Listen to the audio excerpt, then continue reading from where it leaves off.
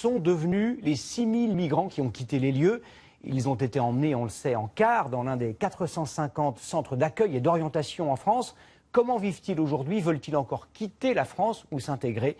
Gwenaëlle Bellec et Mathieu Dupont sont allés à leur rencontre dans une structure d'accueil au Mans.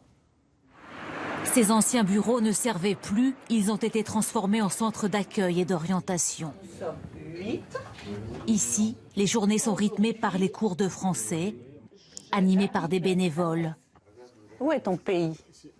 Voilà, le Soudan. Parler la langue, voilà bien la priorité pour Mohamed et les autres.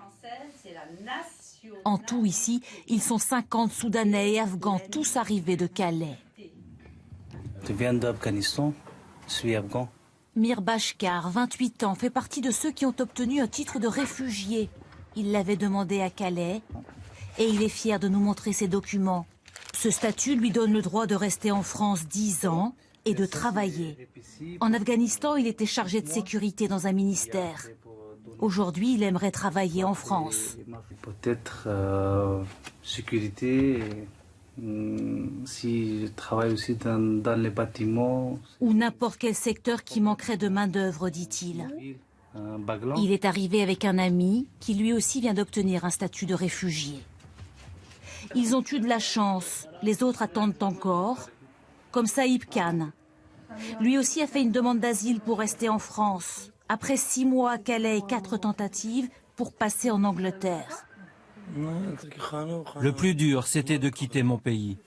Ma famille, mon père, ma mère, ma femme, mes 2 enfants.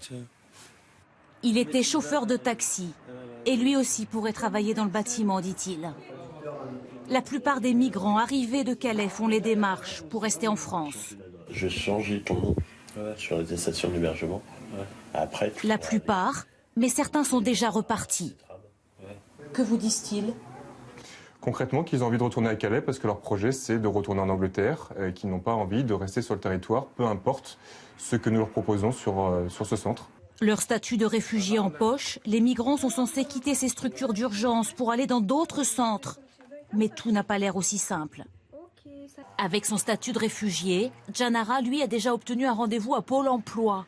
Il est soudeur, mais pour travailler, il devra acquérir un français plus technique dans un centre d'apprentissage. Mais au Mans, il n'y a pas de place disponible pour lui.